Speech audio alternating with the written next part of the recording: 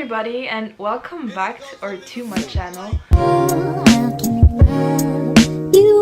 Today's video is going to be like kind of giving you tips before going abroad, or things I wish I knew before going abroad or studying abroad. I'll just dive right into it. I am starting with my own experience and what it was like for me. So in the beginning, it was kind of really overwhelming to just decide on a place where I want to go. I intentionally wanted to go to Rome because I love the warm, I hate the cold, so I really wanted to go to Rome.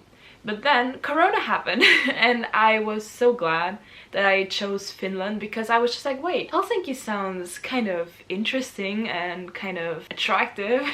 I decided on Helsinki in the end, with the whole applying and the whole process being so long, because I had to decide already in September where I wanted to go. Yeah, I was leaving in January, so it's like almost like a semester in advance. Finally, I decided on Helsinki, which was the right choice because Corona happened. I mean, Corona was already a thing. Rome wouldn't have happened because the cases there were so high. And Finland, I think, had one of the lowest COVID numbers in Europe at that time, so it was like 100 cases a day, which was so low. I was glad because I could still go and study abroad and do my exchange. Basically, I just had to fill out forms, lots of applications, and enrolling for courses, finding a place to live and everything. So that was kind of the hard part, but as soon as I got there, I was like, okay, wait, I'm in Finland now, and that's so cool.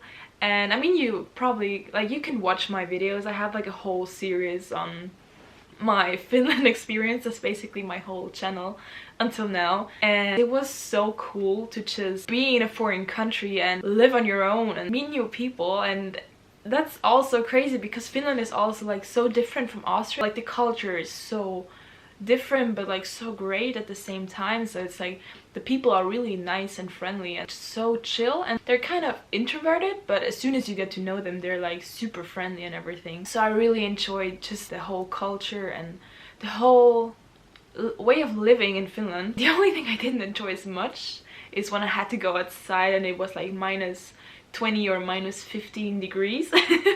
It was pretty though because of the snow, but it was so cold, and like I said before, I don't like the cold. So as soon as I got there, I was so lucky that I had a tutor, and my uni organized like a WhatsApp group so we could meet other exchange students. So I met some through there, and then you meet new people because of those new people, and it's just like an ongoing process basically.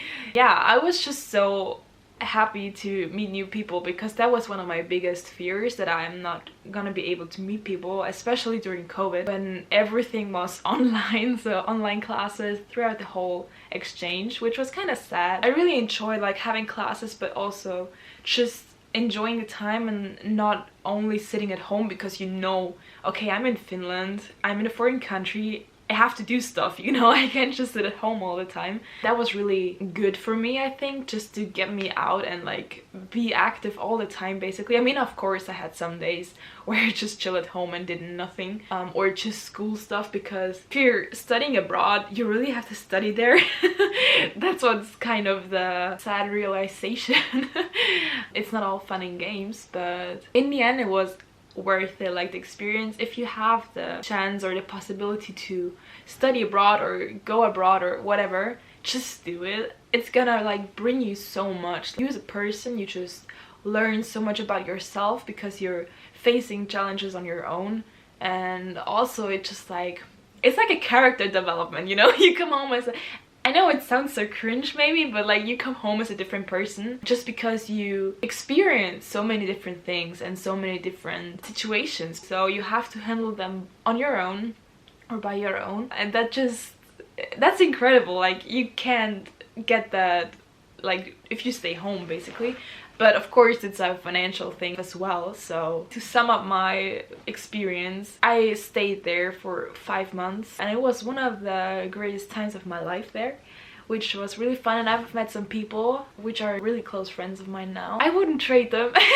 Like, they're so, I don't know, I just love them. So yeah, I hope we can keep in contact. I mean, I've already met 2 of them within the last few months. That was my own experience. I have my notes here. Wait, I need to check. First category is packing and moving. It can be so overwhelming to just like pack one suitcase for 6 months or like 5 months. So what should you bring?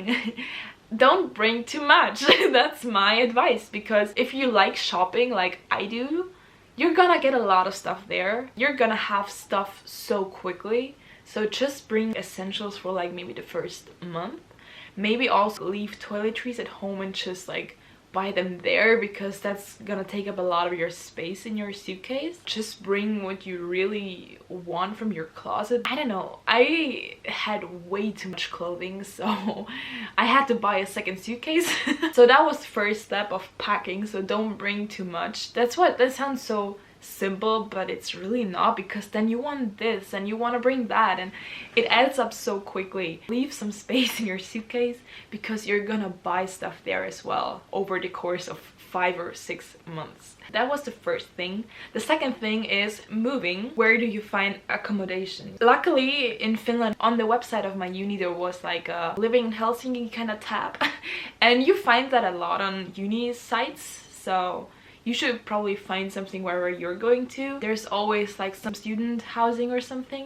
I lived in Hoas. It's like a student housing apartment kind of thing. So you can choose if you want like a shared apartment or like with 3 people or 6 people. You can also, of course, rent a private accommodation and like an Airbnb maybe. So those are kind of the basic options. But I would recommend to get a place where you have stuff, equipment in there, where it's like bed and stuff there, because you won't buy a bed for like 5 or 6 months. Basically, accommodation should be easy to find on the university's website. So next up are classes / courses. How do you find them? I personally had to adjust my classes in Helsinki to my classes which I would have here at my home uni. I had to find really similar courses. So for example, I had like some data security stuff here, even though it's like more law and stuff, but there I had data security, which was like more of like network security. So I had to find courses that matched. But I know from other exchange students, they could choose their courses freely, which was really nice, because then you can just take whatever you're interested in. Don't stress too much about courses, because you're still an exchange student, so teachers are gonna be more chill. I'm not gonna say chill, but they're gonna be more chill with you, because they know it's hard to adjust and like find your own way. Maybe your uni will also give you a tutor, then you can ask them all of your questions basically and they will answer.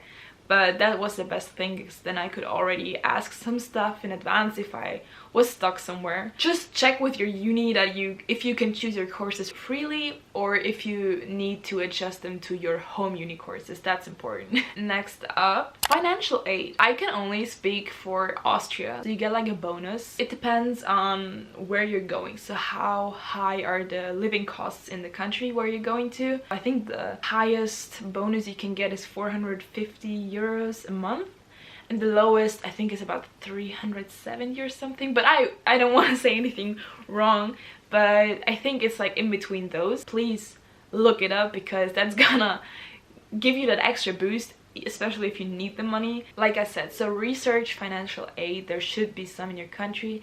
Like I said, in Austria it's Erasmus, like the ÖAD, which is really nice and can save you some money, or at least give you some extra money if you need it. Next category is meeting new people. How did I meet new people, especially with COVID? I've already mentioned that my uni organized like a WhatsApp group, which was really helpful, because then you could just say like, hey, anyone wanna go for a coffee? Especially during COVID, like our classes were all online. I would just recommend to you, be open. If you don't vibe with them, you don't have to meet them again, you know. Most of the time it's a mutual thing if you don't get the vibe.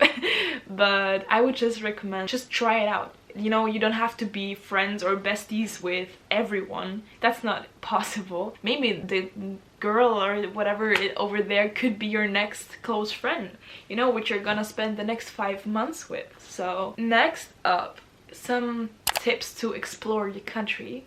I think most of the countries, like, or at least like the unis, have like student organizations. I joined in on one of those student organizations, and they always organized events and trips and stuff, but sadly the trips couldn't take place. We had to do one on our own. For example, the Oulu trip, which I also have a vlog, so I'm gonna link it. We went for 4 days and we went up 700 kilometers north, and I know a lot of people who went to Lapland and they rented like a cabin or like rented a car or whatever. Just I missed out on that, which is kind of sad, but I mean it's already in the past, so I'm not gonna be sad about that.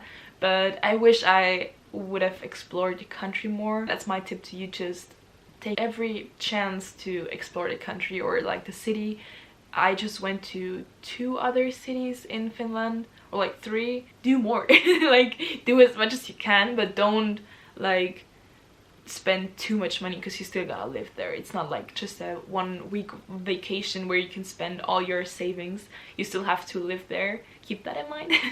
And the last tip is, don't book your flight home yet. Because that's a mistake I made. I booked my flight before I went to Finland. I rebooked my flight 3 times because I wasn't sure whether I want to stay longer or want to leave early. So at first I think I booked my flight for the 3rd of June, and then I was like, okay, wait, I'm enjoying Finland so much, I want to stay until the 21st of June. But then all of my closer friends left, and I was like, okay, wait, I'm not gonna spend 21 days alone in a country, because that's gonna get boring really soon. Even though I can do some stuff, 20 days is almost a month. So I was like, okay, I'm gonna fly home the 1st of June, and then I rebooked again. Yeah, it was like a whole chaos situation. Anyways, I flew home the 1st of June. That's my tip. Don't book it already before you go there. So don't book it in advance. Book it maybe 1 month before you plan on going home, so you don't have to rebook it 3 times like I did. That was my final tip. It wasn't really like a FAQ kind of video, but it's just me telling you random stuff I learned while going abroad. It's almost a year ago, so yeah, crazy, time flies by. Thank you so much for watching. If you're going abroad, have fun, enjoy the time you have. I hope this video was helpful. Hope to see you in my next video. Subscribe down below if you want to see more of me. Have a nice day wherever you are, and bye.